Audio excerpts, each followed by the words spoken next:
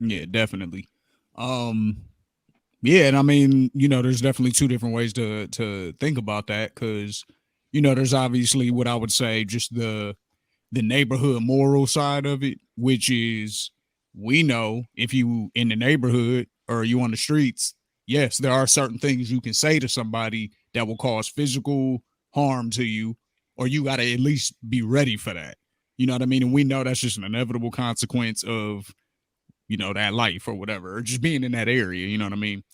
But then there's the other side of it, which is the legal side of it, which is technically from a legal standpoint, that is true. You can literally say anything to a person outside of, I believe, like a direct threat of violence. Like outside of that, you can call anybody any name you want to. You can say you wish something happens to that person. You can literally say anything.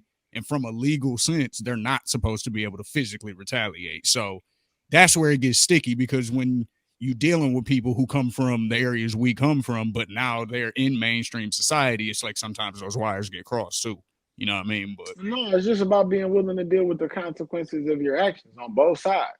mm-hmm. You can say whatever you want to say. As Twine loves to tell everyone who's ever listened to one of our shows, like everybody gets to make choices. Like everybody gets to make choices. Nobody's telling you what you can and cannot do in that regard. No one's trying to put a muffle on you and tell you what you can and cannot say. Just understand this person may act outside of how you would have responded. This person may act differently than you would take it. Mm-hmm. Like you got to be willing. And guess what? You can say, "Oh, well, that's breaking the law." Well, they may be willing to go do community service for 120 hours for beating your ass. That may be worth it to them. Absolutely. I That think may I be think okay. I think one thing that's kind of overlooked is the whole brotherhood family situation. And I'm saying it from a different perspective. Like being on organized sports teams and how much you be around these people, it's like a family. Like anybody who got a little brother know how many times the big brother then beat up their little brother. Like people agitate you and like you be around people for so long that it becomes almost the inverse of what you think. It's kind of like, bro, like, all right, I done had enough of your shit today. I'm not saying that's what happened with Draymond and Jordan Poole, but I done literally seen blood brothers fight where one of them like, man, I'm sick of your shit today, bro. Like, we just got to get this. We got to get this off. You know what I mean? Like, we got to get this off. And a lot of times, that can resolve things from a perspective. I'm not saying that's what's going to happen with Golden State, but at the same time, nobody knows the history. Excuse me.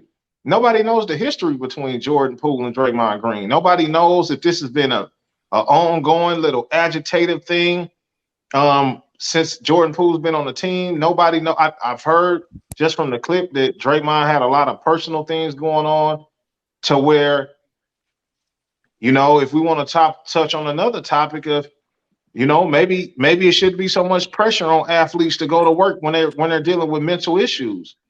Maybe if he felt more like, hey man, I can take a mental day without being called soft or whatever, maybe we avoid this situation. So it's just a lot of different angles because when you're an athlete, everybody expects you to be a warrior physically and mentally. The average human will want crutches for a sprained ankle. They want athletes to play full basketball games, full football games. Terrell Owens played a professional football game 2 weeks after he broke his ankle. Like the expectations that come with it be kind of crazy, and it's all based on the money they make, which is kind of odd to me because there's other professions that make millions of dollars as well.